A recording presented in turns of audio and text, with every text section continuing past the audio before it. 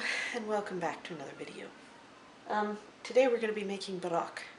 It's my dad's birthday and this is one of his absolute favorite things to make. It's a lot of work. It's not really hard, but it's a lot of work.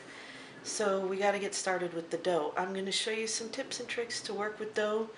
This is just the standard pizza dough that I'm going to be making today. I'm also trying out making this bierock a little differently than what we've normally done. My family has always boiled the cabbage and boiled it until it's dead. Past dead, it's just kind of this white slimy stuff that's weaving its way in between the ground beef. So I'm going to make it a little differently, give it a little more flavor. I got some tips from my friend Lori, who you've heard me mention before. She's a great source of information. So I'm going to be using her tips on making this, which honestly is the same things that I have read. I found a German website that does German food the old traditional way, and it's the same way that she recommended, so we're going to be trying that. So let's get started with our dough because we have to get it time to rise and proof before we punch it down and roll it out and fill it. So let's get started.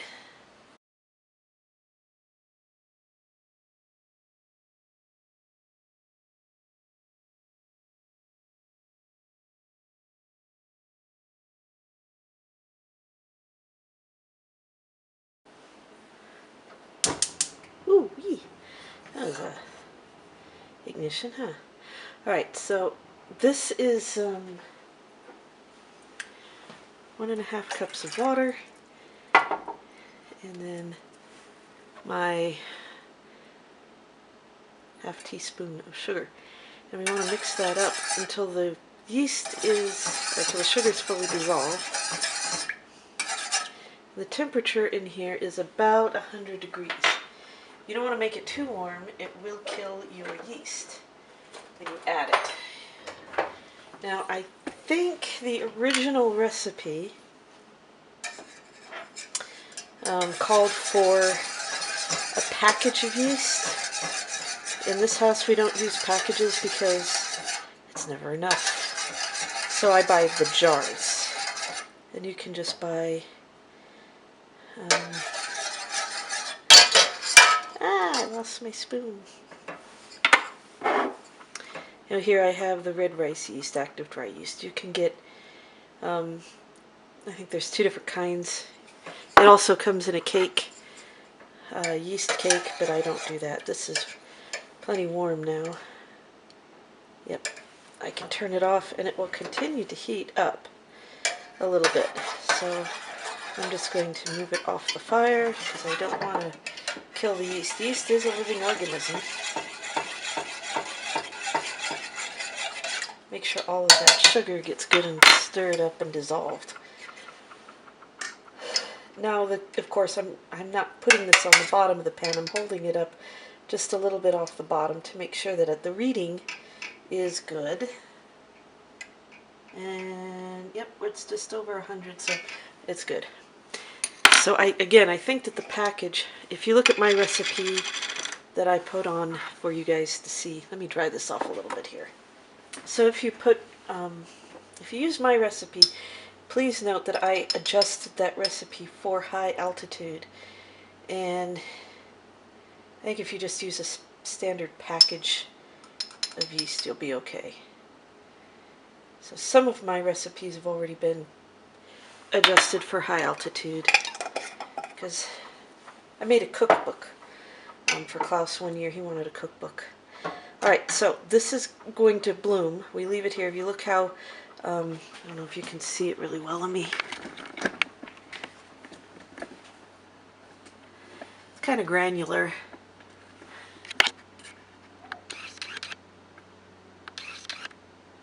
Hard to see, but it's granular. We'll check back here in a few minutes. We're going to move over here and do some mixing now. Okay, so we're going to start with about 1.5, that's more than a half, 1.5 cups of flour, and to that we're going to add our salt. So, 1, 2. Okay. And they say give it a good mix, but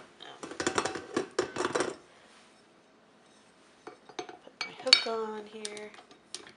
Now, if you don't have a stand mixer, you're going to need to mix this by hand for about 20 to 30 minutes until you get to something called window pane, which I will show you what window pane means when we get to that point. If you have a mixer, 8 minutes, maybe 10. You do not want to overmix your dough. If you overmix it, it falls apart. If you undermix it, it doesn't hold together. So there's this nice window that you have in order to do this. So we got these done. Let me see how our pot is doing. Okay, it's starting to bloom. I don't know if we can get this to where the camera can see it. It's not quite there yet. There's still some granules in here that need to finish blooming, but you'll know because it's all fuzzy. You can't see the yeast granules anymore. You just see a lot of like fuzzy stuff, like the foam on beer, because that's kind of what it smells like. So we're going to let this sit a little longer and bloom a little more before I add it into the flour. Okay, as you can see here, it's all kind of fuzzy and foamy now, which is what we're looking for. And now it's time to add it into the flour and salt mixture. So let's pour it on in. And then you're going to want to take and put the mixer down and just mix this up. It's nowhere near dough consistency, but you want to mix everything up really, really well. And then you can start adding flour in, and of course, we're going to put olive oil in here too.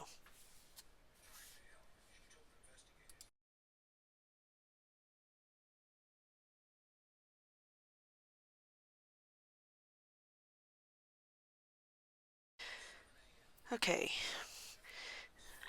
that all mixed up really well, and as you can tell, it's very runny still. So there's the other half a cup of flour that we didn't add in. And we're going to add this mixture, and then little by little, I'm going to add flour. This is 1.5 cups, and it needs up to 4 cups. I've made bread a lot, and it really depends on the humidity level and time of year that you're making. Sometimes you're going to use less flour, sometimes you're going to use more, and it's just whatever it is to get it into a nice little dough ball. And if you're doing this by hand with a spoon, it's going to take quite a bit of mixing to get to the point where it's a dough ball. And then eventually you're going to have to take it out of the bowl and then knead it by hand just by folding it over and pushing it down and repeating that until you actually get a nice little ball of dough. So here I'm speeding up the mixer and we'll let it mix and I'll show you what it looks like when it's done. Now here you see that the dough has formed more of a ball and it's being beaten against the side of the mixer. And from here I can make a decision if I need to add a little more flour here and there or not in order to get a nice ball to hold the stiffness. And this is beginning to look just about right. So we're almost there, and then we just have to let it mix for about 8 to 10 minutes. Okay, I almost forgot to add the olive oil. But as this dough is being beaten, I'm going to add it now before I start counting down the time that it's been mixing. And that way I can add more flour if I need to. But the olive oil will allow it to brown a little better and it gives it a little bit better flavor. I've made bierock with both bread flour and pizza dough, and I think with the pizza dough it adds a little bit more flavor to the dough.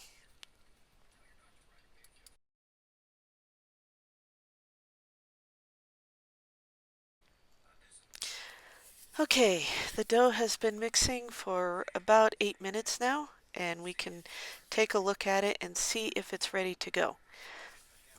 The best way to do this is to peel off a little piece of dough, but we've got to flour fingers first because the dough really is sticky. Now, if you're working on a counter by hand, you can almost kind of test the stickiness and the stretchiness of the dough as you're kneading, but you're still going to have to stop and do this.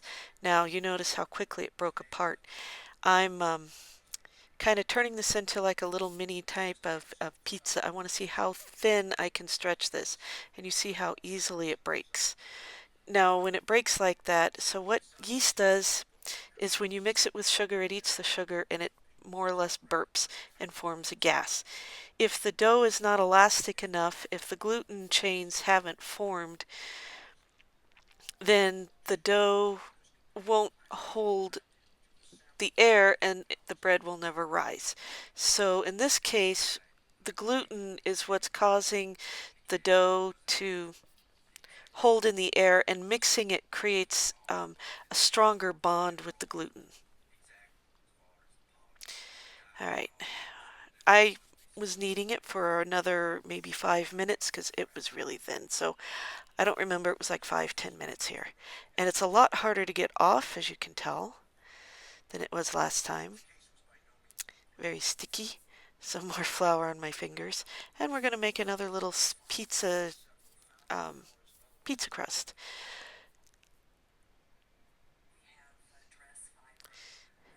And now see, you have to be able to stretch and stretch and stretch.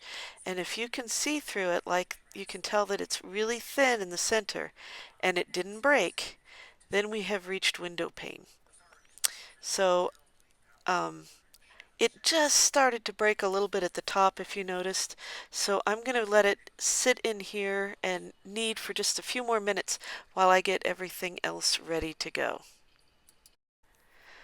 Okay, one more quick test here just to make sure that there isn't any breakage at all. And yeah, this is a lot stretchier. It feels a whole lot better too in my hands. And you can tell that you can see through it there a little bit. It's easier if you hold it up to like a window or something, but moving the camera around with dough on my fingers was not really ideal. So with the dough done, it's time to get it ready to rise. Now, what I have done is I have a bowl that I greased with butter, and it's very, very well greased. And we've got to get the dough out of the mixing bowl and into the buttered bowl, which is easier said than done because it really, once it stops moving, it really wants to stick to the inside of that bowl.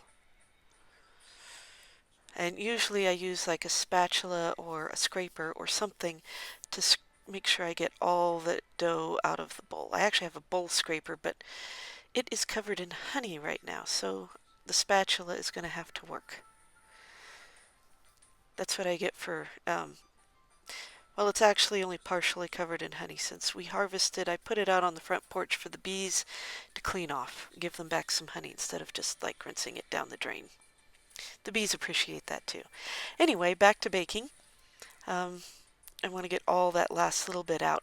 So this part is normal for you guys, but what I'm going to be doing next really is not. While you're doing this, you want to have cleaned out the pot that had the water and the yeast in it really good. Put water in it, put it on the stove, and bring it to a nice rolling boil. Okay, so here's an oven. It's cold. I didn't turn it on. You don't want it on. I have removed the top rack so that my bread bowl will fit in there, and when it rises, it won't rise into the rack above it. And then my pot, you can see it's steaming there. It was boiling, and I just literally took it off the heat, and I stuck it directly underneath the bowl. Now, I set the timer for somewhere around 20 to 25 minutes, and I do not open that door. And while the bread is rising, or while the dough is rising, it's time to get the center, the stuffing, all prepared. And I'm using a red onion because that's what I prefer, but you can use a white or yellow or anything you want. I have garlic, lots of garlic, maybe not enough garlic, and an onion. And these need to be, I like to chop them finely. I'm the kind of person that doesn't really like to bite into a big chunk of onion. But that's personal. If you want to do it for you, do it for you. and you just want to dice these onions and garlic together. And the first thing you want to do is, after you're done slicing them and dicing them, is to put them in a skillet with a little bit of olive oil to start them browning. You want to cook them until they're just clarified.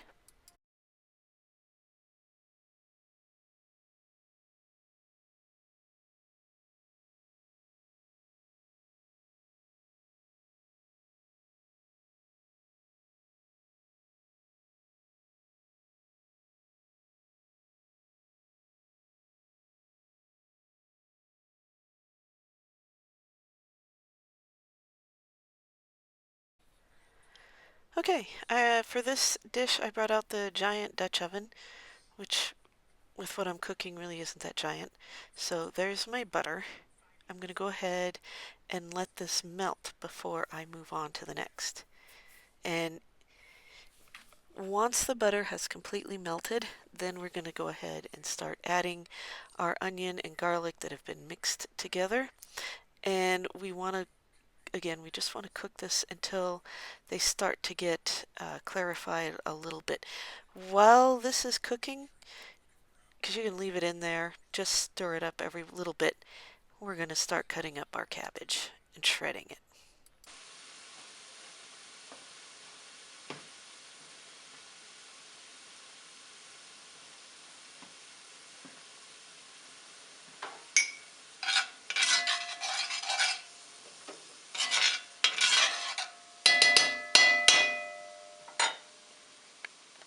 Now this is the smallest head of cabbage I could find, and I'm going to start just by removing the outer leaves. The chickens, by the way, love cabbage leaves, and they're going to get a nice big treat a little bit later. So the first thing you have to do really is to quarter this. I'm not really very good at this, especially since everybody's watching. I feel like I'm kind of working under pressure here. So we're just going to go ahead and quarter this head of cabbage, and then we're going to slice it, and that will give us our shreds. We just want things that are really fine, and then I'm even going to cut the shreds in half so they're not these big long spaghetti strings of cabbage.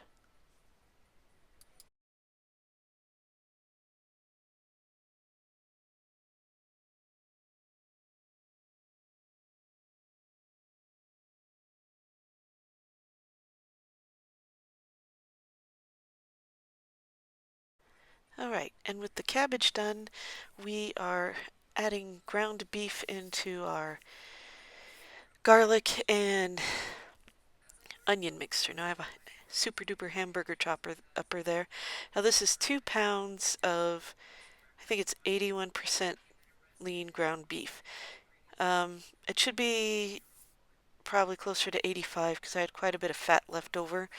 But you want a little fattier ground beef so that you can cook the cabbage in with the fat from the ground beef. Maybe not as healthy, but it definitely adds a lot more flavor.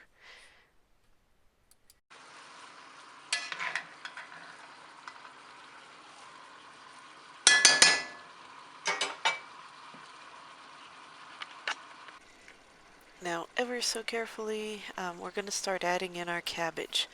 And I get most of the head put into the Dutch oven. There's a lot of cabbage there. So the chickens are going to get a treat because whatever I don't fit in go to the birds. And I've probably got about 90% of the head in here.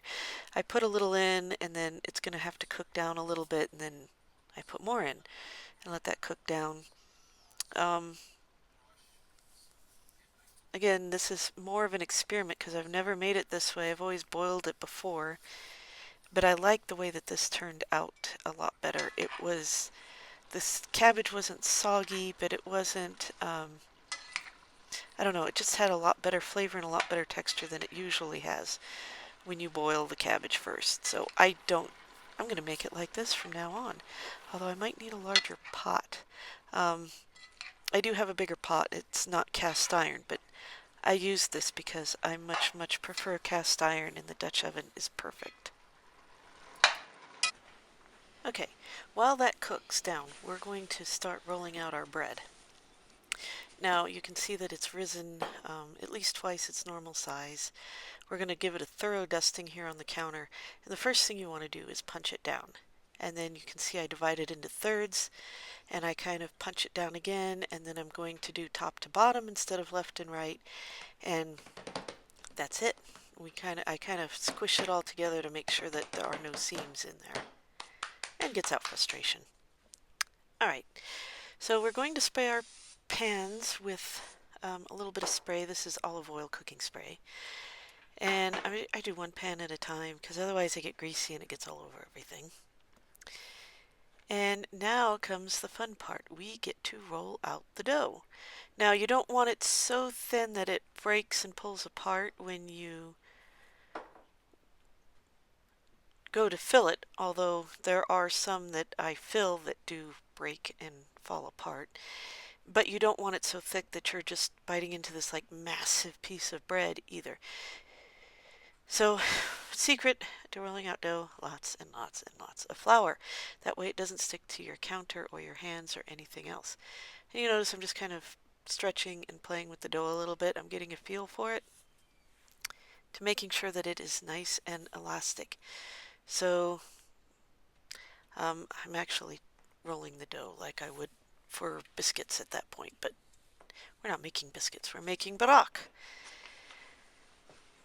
So as I said, there is nothing really difficult about this recipe, but it is very time consuming.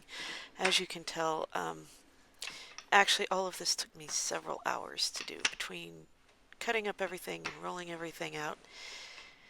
So we're just going to speed this up a little bit. So the best way I have found to make the dough work is just to kind of keep a lot of flour on the counter, rolling it out, turning it, flipping it around. Whatever you can do to keep the dough moving will keep it from sticking. And it also helps you to kind of feel to make sure that it's all uniform across there. With the dough all nice and rolled out, at least this is only part of the dough, I didn't do the whole ball. We want to cut these into squares that are going to be big enough to hold a lot of stuffing and easy to manage. So I'm cutting, I think, 9 squares in this one. Nope, I'm cutting a little more. I'm cutting the stuff off the top. Now, since dough like this is never really uniform, you can just use your best judgment. You're going to have some odd-shaped bierock, but that's fine. You know, that's what makes them homemade, and that's what makes them better. So I can't quite remember exactly how I used to make these with my mom because it's been forever. And I think the last time I put in filling and then I brushed the edges with water. But here I decided I was going to brush the whole thing with water first and then put stuff in. I don't know if I like this method very much, but it's an experiment. I am going to have to try to make these again and do it the way my mom did it with putting the stuffing in and then brushing around the edges to see if that works better. I know that I keep the brush cleaner this way. Of course, we used to have the bristled brushes, almost like a paintbrush. This one is silicone, so it's a little less likely to get dirty, but it still picks up a lot of the flour across here. And of course, if you're not careful how you do this, it dries out a long time before you are able to fold it over. Okay, our dough is now prepared, and it's time for the very next step. I'm putting down just a big hot pad because the cast iron is still very, very hot. I don't want to melt my counter.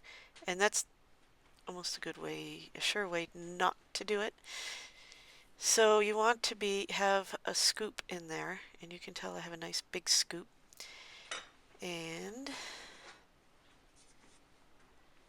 I'm trying to get the trays out in position. Do you want to do all of that? The less distance you have to carry them, the less likely you are to spill it all over the floor. I like this nice big kitchen. When we used to do this at home, it was rolling out on the kitchen table, which was harder on your back, and then trying to fill them. Sometimes we'd do it on the dining room table, but we had carpet, so that was always a mess. So you can tell, or maybe you can't tell, that I'm folding up the corners, catty corner to each other, and you place these seam side down on the baking sheet. So it's a little bit of a process, but that's okay. That's what we're here for. And that's why you don't want the dough stretched so thin when you roll it, because it's going to be stretched a little bit more as you fill it and pull and stretch the corners. You see I'm just kind of pinching the sides closed now and pinching those edges just to make sure everything stays together. And that water on there really helps everything to stick together. But if you overfill it like I do, then you're going to have that problem. Okay, I think you get the idea, so we're going to speed this up a little bit.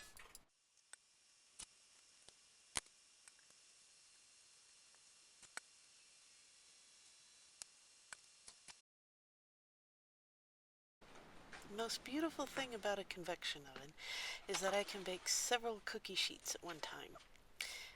When I was growing up, we didn't have this option, and we had to cook one at a time, which often meant we were waiting for dinner. But I have that option, so I'm going to take advantage of it. Alright, now that they are all done, we're going to go ahead, while they're hot and fresh from the oven, we're going to brush some yummy, yummy melted butter on them. I have to apologize because this video didn't come out with the birthday cake or soon after, because I lost the part of the video where I roll out the dough.